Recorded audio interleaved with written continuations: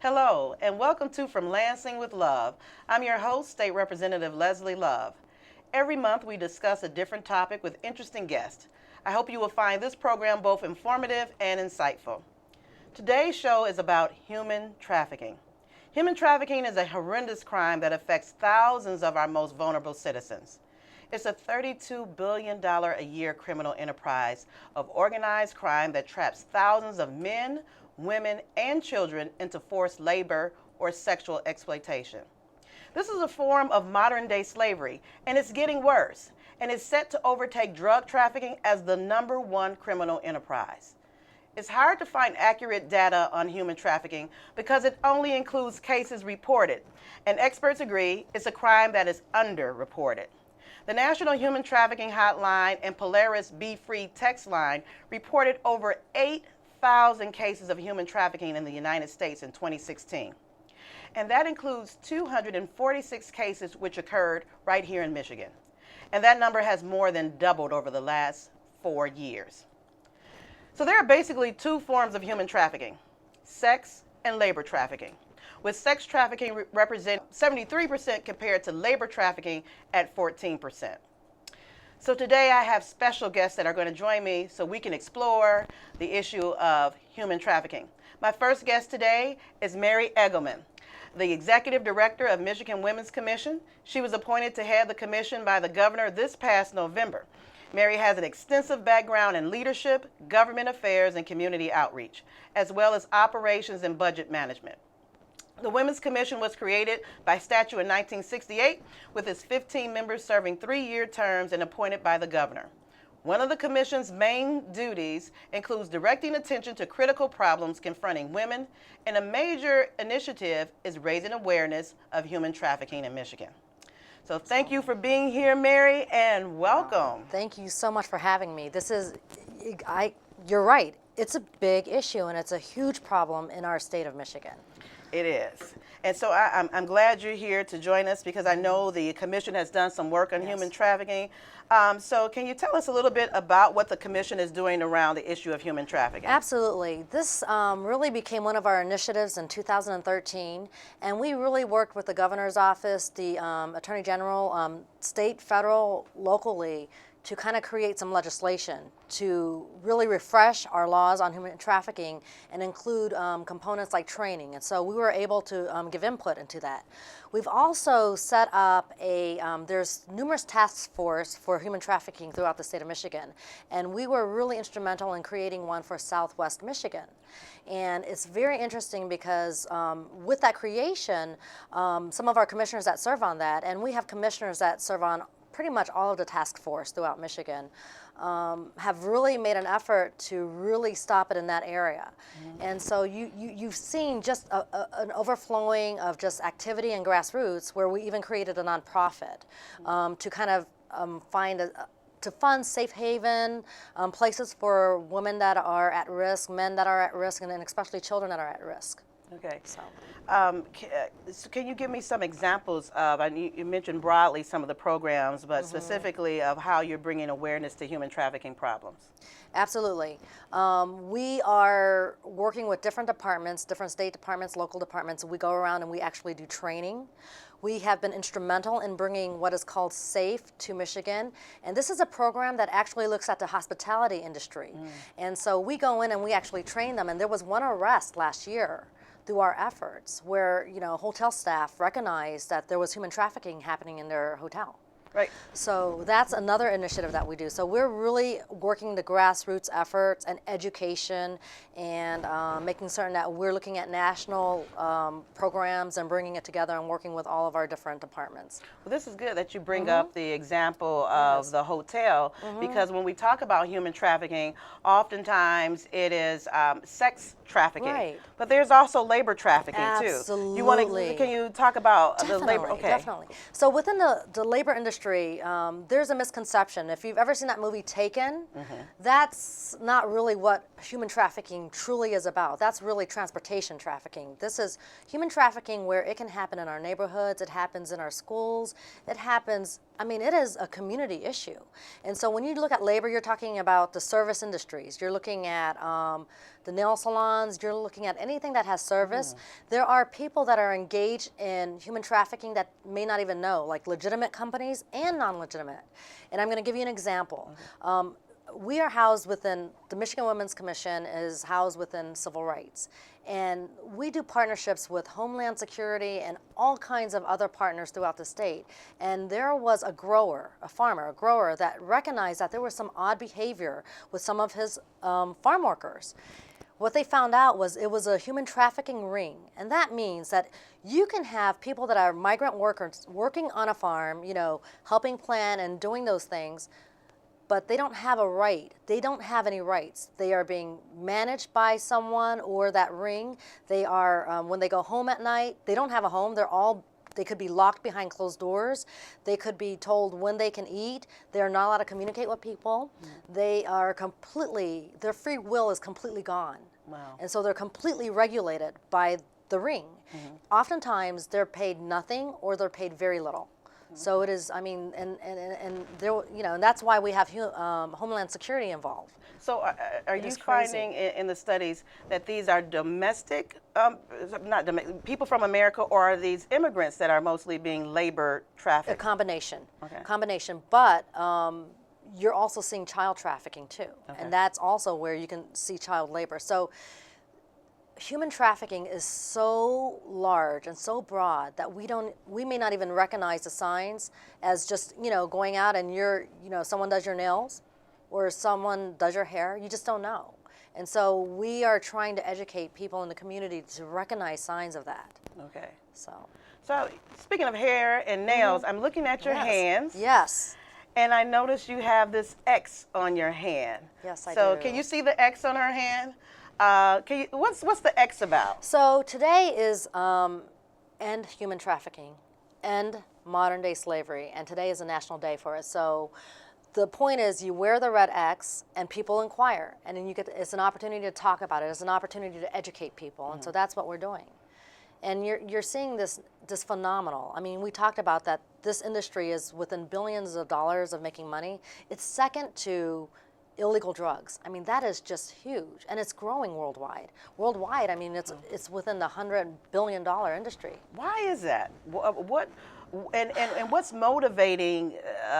It blows my mind as being a part of the Progressive Women's Caucus here on the state level, and we talk about pay equity and rights for women, and then this human trafficking issue, and it is mostly women and female children who are being trafficked. Right. But there's also men and boys that are part of this industry too. Just how widespread is human trafficking in Michigan, actually? So when you look at national numbers and you look at even Michigan numbers, the stats are pretty much to every 30 men that are human trafficked, there are 200 women. Every 45 man and woman that are involved in human trafficking, there are 90 minors that are being human trafficked. Wow. So, I mean, the numbers are, and these are just reported numbers. And as you said, Representative, you know, people aren't coming out because sometimes they don't know that they're in this. They don't know that they're being trafficked. And so they're absolutely, think about it, if you're a migrant worker and you come here and you don't have a visa and you don't have a lot of means, and someone says, okay, I will give you food and I'll give you housing, and you're gonna go and work all day. What options do you have? If you're an at-risk person, and we're not talking just about the urban areas, we're talking about suburban, we're talking about everywhere. I mean, it is like if you have been violated somewhere, or if you've had a divorced parent that maybe you're just emotionally not equipped to handle it, you know, you're so vulnerable. And then when you look at the internet, think about it. You know, back in the day when I was a little kid, the internet wasn't really prevalent. So mom can say, okay, I know she's going to be at school during this time. I know she's going to be here. I know she's going to be here. Well, now our children are so vulnerable that they are talking to the world.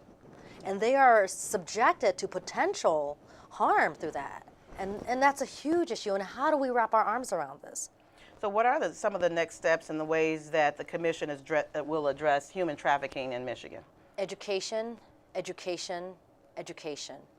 We are looking at it as a problem that really, the human trafficking is the end all, right? But then there's a lot of other things that happen within that realm, like, where there are vulnerable people on campuses, where they're being molested and all kinds of other stuff. So what we're trying to do is we're trying to create educational programs to talk to our youth, talk to our middle school girls, talk to our middle school boys. How do you act? What signs should you be looking for? So we want to educate. We're going around, we're doing training.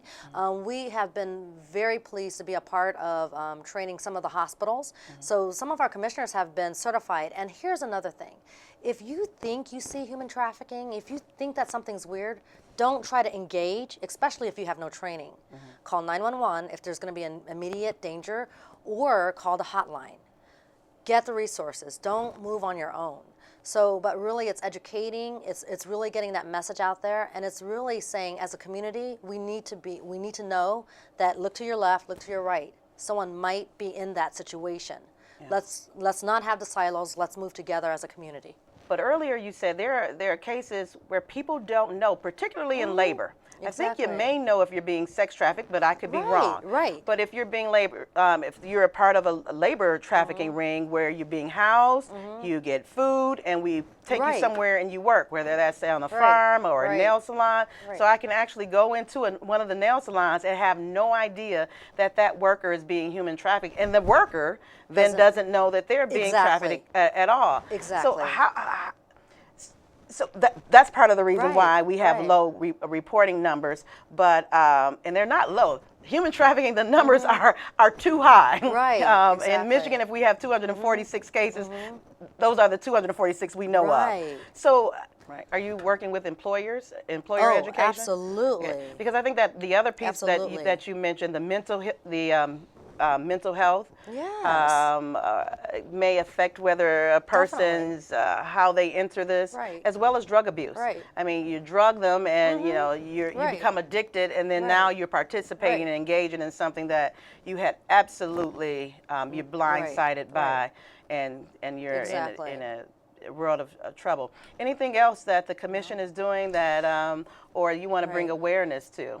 Well, again, we are, what I'm really excited about is that we're taking on some new initiatives, because as a Women's Commission, our job is to help as many Michigan women as we can. We want to be a voice for as many women as we can. And so we're looking at different ways of just trying to do that. And really, the human trafficking, looking at sexual assault on campuses is another initiative. And another one is, we're going to have a talent shortage here. And so we want to get into the schools and encourage our ladies and girls to get involved in STEM. Because that's an area that we're going to need with the autonomous vehicle and all kinds of stuff, and what Michigan's known for. So I just think that we keep on moving, keep rolling up our sleeves and keep on moving, and it's been a fun ride. Yes. Well, the Women's Commission is doing a lot of great work. I'm so glad that I had an opportunity to meet you. I know you're the new head lady in charge. Or serving our state. Look at that, serving our state. Doing a great job, and I thank you so much.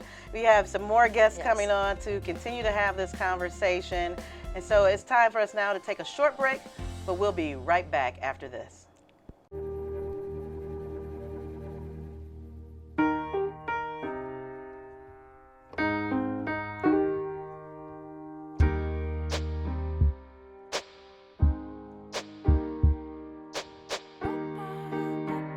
And I can't change, even if I try.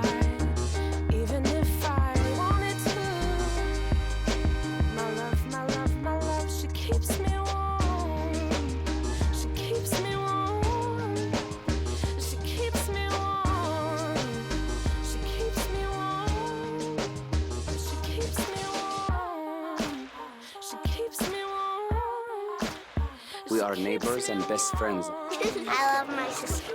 My heart doesn't see race. Love is love. Our family is no less than any other family. Love is kind, love is patient. Welcome back to From Lansing with Love. I'm here with Redford Township Police Officer Jennifer Mansfield and Dr. Dena Nazer, and we're talking about human trafficking. Officer Mansfield has more than 16 years of law enforcement experience and a long list of both community and law enforcement involvement. Jennifer joined the fight against human trafficking and founded SOAP, Redford Saving Our Adolescents from Prostitution, a chapter of the Ohio-based program, providing educational seminars to citizens and students, as well as initiating an outreach program to local hotels and high-impact areas. Dr. Nazer is the chief of the Child Protection Team at Children's Hospital of Michigan and an assistant professor of pediatrics at Wayne State University, my alma mater. She performs medical evaluations in suspected child sexual abuse cases at Kids Talk Medical Clinic. And in 2015, Dr. Nazer was appointed by the governor to a 3-year term of the Human Trafficking Health Advisory Board. Thank you both for being here. And I must say, Jennifer is a officer in my community, in my district, in the wonderful township of Redford. So welcome, ladies. Hi there. Thanks for having us. Oh, I'm so glad that you're here. So you both are involved in very important projects. You have SOAP and you're with the Kids Talk. Can you, first let me start with you, Jennifer. Can you talk to us about SOAP and what they're doing to address the issues of human trafficking? So what SOAP is, you already mentioned it, it's Saving Our Adolescents from Prostitution. And this is an organization that was founded by Teresa Flores, who was a trafficking survivor right out of Birmingham, Michigan. So one of our neighborhoods right over here, and not one of our urban low areas. So we're talking big deal. And what she recalled when she came out to speak with us is one of the few times that she was actually alone and away from her traffickers was when she was in the restroom at hotels. And she thought, what a great way to reach out to other victims. So the idea of SOAP is we actually label little hotel-sized bars of soap with the trafficking hotline. And we put those bars of soap into the places where they can best reach the girls and boys, let's be honest, where they can both best reach them. So that was the initial aspect of SOAP. And then what we've also done is we've extended it into the education, like you guys talked about in the last segment. We're out talking to anybody in the community. I'd like to say I'm talking to the soccer moms out there that don't really truly believe that sex trafficking is here. They all picture the movie Taken, and they're thinking that it's in foreign countries. We're like, no, it's in your backyard. And we talk to the kids, and we talk to the adults in the community so they can help keep an eye on each other. And my goal is to help prevent victims as much as rescuing them. So that's kind of what SOAP is all about. All right. And Dr. Nazer, tell us about the Kids Talk Medical Clinic. What do they do there? Our medical clinic is actually part of the Kids Talk Children's Advocacy Center. And what a Children's Advocacy Center is that it's a center where all the services are hosted in one place. So we offer services to children who are suspected to be victims of sexual abuse, physical abuse, children who witness violent crime, children who are severely neglected, and children who are suspected to be victims of human trafficking. And we offer them all the services, starting with forensic interviewing, offering them the therapy and the counseling, and then offering them the medical exam. What's the first thing I do when I run out of that hotel, which I'm going to come back to and talk to you about the hotel? What does that person do? Where do they go? What would you advise is the first step for them? I would advise as one of the first steps to do is find a professional, find either law enforcement or call the human trafficking hotline or find an emergency department. Find one of the professionals that have to do with human trafficking. And that's why we're trying to tell everybody that we are trying to get this message out. We're trying to get it to emergency medicine people. We're trying to get it to medical professionals, to law enforcement. And if you just reach out to any one of those, then the case should be referred to children's advocacy centers, and then that's how the medical exam is provided. So we don't have children coming directly to our center. We have them referred either by protective services or by law enforcement or by the prosecutors or other different professionals. So Officer Mansfield, let's say I'm a person who's been human trafficked and I'm from Pennsylvania, but my person brought me to Michigan. And I was in this hotel and I got away. And I'm standing on Telegraph and 8 Mile. I don't know this area. I don't know where the hospital or where a professional anything is. What to do and if I call 911, hopefully they know 911 is universal in the United States. What will the police do? You know, depending on what you tell us exactly happened, there's a couple of different avenues that we're going to take. The most important is ensuring your safety, right? So we're going to make sure that we get you immediately out of harm's way. So pick you up from wherever you might have been. And like the doctor says, we're going to get you in for a medical exam. You know, we've got to get you checked out, and I'm sure you'll talk about the different steps that need to be taken in that regard. And at that point, we're going to start gathering information. We're going to take statements. Obviously, one of the biggest things we want to know, were there other women and children and victims with you? Were there other boys with you? Because if there were, we need to immediately go about getting our investigation to go to try and figure out where you were held so that we can go get some of these other kids out. If that's the big one. But once you get there, like the doctor said, you can start the counseling, getting them into homes, rehab. Narcotics is a big issue with a lot of these victims and survivors. So there's all these different steps, and there's different people to reach out to, and we're all connected. We all know people. I don't have a housing unit. She doesn't have a housing unit, but we know who does. Absolutely. What are some of the signs that just a lay person may just be aware of to go, there might be some human trafficking going on here? Well, some of the things you need to know as far as sex trafficking is concerned is what it is. And it's commercialized sex through force, fraud, or coercion. So the force could be the physical, right? The beatings, the assaults. Coercion is kind of like the blackmail. That's the fancy word for blackmail of it. And fraud is they're tricking you, right? So as a victim, you need to recognize that yourself.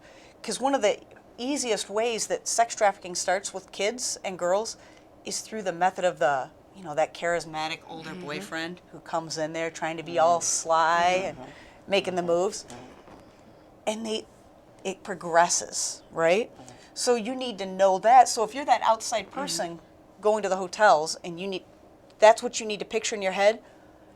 If you see women, girls especially, checking into hotels with significantly older men.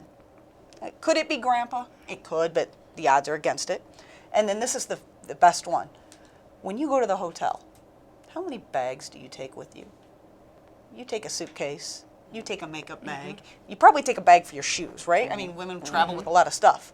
These girls, they're coming in maybe with a backpack, more than likely with a plastic grocery bag, and that's their only belongings. Wow. So that's like one of your key things, because that's where the average person is going to come across these victims. And when they come to the hospital, what are you finding as a medical professional? So as a medical professional, we always need to look for signs. And what we're trying to do is that we're not trying to look for signs after something happens. We're trying to look for preventative signs. So the whole role of the medical provider comes into 3 different points. For starters, we need to prevent something from happening. So we need to prevent child abuse. We need to prevent human trafficking. And then once it happens, we need to be able to recognize it. And once we do recognize it, we need to refer these kids to child abuse pediatricians and children's advocacy centers so that they would have their appropriate exams. Some of the telling signs of human trafficking, or something that would tell you that this child is at risk, is runaway youth. So children that are running away from home, this is a huge thing. And there has been one of the studies that showed that 88% of girls who were victims of human trafficking, they had run away from home at least one time. And some of them run away from home multiple times, over and over and over again. And we're not trying to deal with children as they come in with just the problems that they come in with. We're trying to deal with the stem of the problem. Why is this child running away from home? When this child runs away from home, where are they staying? How are they paying rent? How are they getting food? Are they performing sexual acts in lieu of shelter? What are they doing when they're on the streets? Who's giving them the drugs that they're on? So we're trying to get to the stem of the problem. Because I'm sorry. No, finish what you're saying. Because what happens in children is that we don't really have to prove fraud, force, or coercion. So the definition is completely different in children, and that's something that we have to make very, very important. So in children, like Officer said, that in adults, you prove force, fraud, or coercion. But in children, you don't need any one of those. Right. And children really don't identify 100%. themselves as victims. So it's up to us as medical professionals to identify them. What's the age of that's considered a child? Anyone who's less than 18. Okay. And they don't have the ability to consent to any commercialized sex. And that's what she's referring to. Exactly. So when you get these 16, 17-year-olds, there used to be this term, child prostitute, like this teen was choosing to do that. No such thing anymore. Even at 16, even if you agree, no, you're not. Do you have to have a trafficker for it to be considered trafficking, or you're doing it on your own? In order for it to be considered trafficking, somebody has to be running the show. Having said that, a 17-year-old having commercialized sex is still illegal, if that makes sense. It's still a form of prostitution. But the idea behind trafficking is that someone else is profiting from it. So like when you see these girls or these kids and they're out there having sex for money, those kids, those women, those men, they're not seeing that money. That's going to somebody else. So that's the layman's terms, like if you have a prostitute, it's trafficking if the prostitute has a pimp. If they're self-employed, it's not trafficking. It's still prostitution, though. If that does that make sense? It's the easiest way to explain it. There's so much I could go into in just that piece. But Doctor, have you noticed any health and mental problems from people rescued from being trafficked?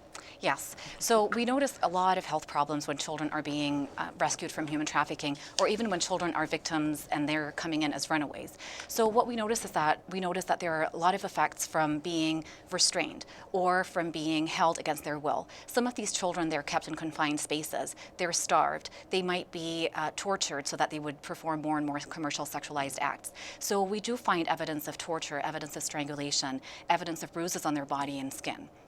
Other evidence that we find is that from the commercial sexual acts that they are forced to perform, they might come in with sexually transmitted infections. Some of them come in pregnant. Some of them come because they have a lot of genital injuries. So they might come in with genital bleeding and a lot of different complications from abortions that might have been on the street.